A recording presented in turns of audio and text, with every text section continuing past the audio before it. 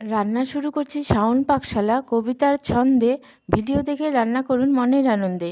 নমস্কার বন্ধুরা, শাওন পাকশালাতে সবাইকে স্বাগত জানাই।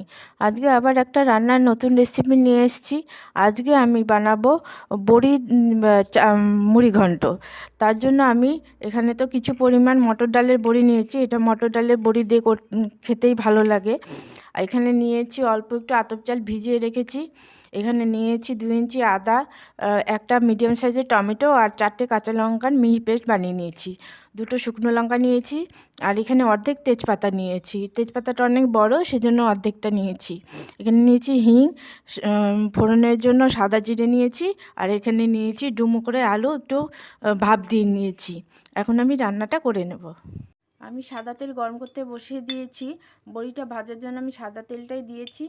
এখন ওই তেলটা গরম হয়ে গেছে। এখন আমি বড়িগুলো ভেজে নেব।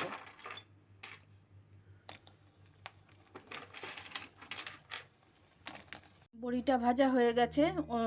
একটু তেল বেঁচে গেছিলো, ওর মধ্যে আমি আর 2 চামচ তেলটা দিয়ে দিয়েছি। সাদা তেলে আমি রান্নাটা করে নিয়েছি। আপনারা চাইলে সরষের তেলেও করতে পারেন। এখন দিয়ে দিচ্ছি সাদা জিরে ফোড়ন, 2টো শুকনো লঙ্কা, দিয়ে দিচ্ছি তেজপাতা,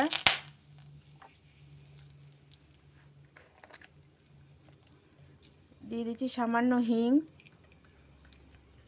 ফোড়ন থেকে সুন্দর গন্ধ বেরোতে শুরু করেছে। এখন দিয়ে দিচ্ছি আলুগুলো একটু ভাজা ভাজা করে নিয়েছি। এখন আমি এর মধ্যে দিয়ে দেব ভিজিয়ে রাখা আতপ চালটা। আলু আর আতপ চালটাকে একটু ভাজা ভাজা করে নিয়েছি। এখন আমি এর মধ্যে দিয়ে দেব আদা, কাঁচা লঙ্কা, টমেটোর পেস্টটা।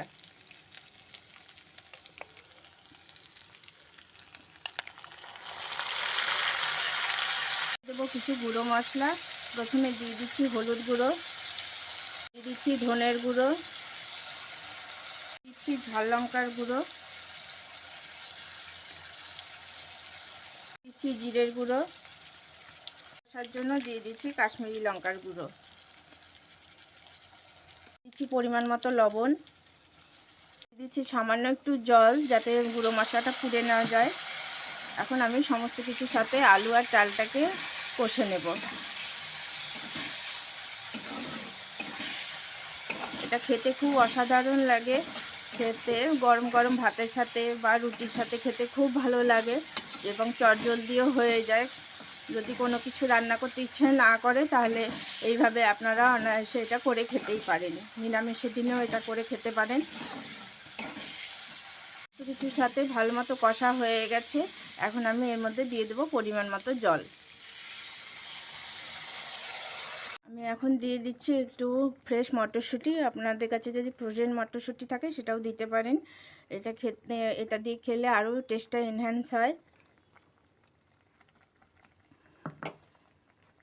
আঁচটাকে মিডিয়ামে রেখেছি, দিয়ে এখন আমি চালটাকে একটু সেদ্ধ হওয়ার জন্য সময় দেব। এখন একটু দিয়ে দিচ্ছি গরম মশলা। চালটা ভালো মতো সেদ্ধ হয়ে গেছে। এখন আমি এর মধ্যে দিয়ে দিচ্ছি ভেজে রাখা বড়িগুলো একদম শেষে দেবেন, নইলে কিন্তু বড়িগুলো ভেঙে যেতে পারে। এটা খেতে অসাধারণ লাগে। আপনি একবার হলেও এটা ট্রাই করে দেখার অনুরোধ রইল। আশা করি সবার ভালো লাগবে। আর যদি ভালো লেগে থাকে তাহলে আমার চ্যানেলটিকে সাবস্ক্রাইব করবেন, লাইক করবেন, শেয়ার করবেন এবং কমেন্ট করে আমার পাশে থাকবেন। আপনারা চাইলে একটু মিষ্টি দিতে পারেন, আমি মিষ্টি দিচ্ছি না। আর একটু আমি গ্যাসটাকে অফ করে দিচ্ছি। রান্নাটা একদম কমপ্লিট। আমি শেষে দিয়ে দিচ্ছি সামান্য পরিমাণ ঘি। এতে টেস্টটাও ভালো লাগে আর স্মেলটাও খুব সুন্দর আসে। টেস্টটা আরও ভালো আসার জন্য আমি দিয়ে দিচ্ছি অল্প পরিমাণ একটু ধনেপাতা কুচি। আপনারা চাইলে এটা দিতেও পারেন, আবার স্কিপ করেও যেতে পারেন।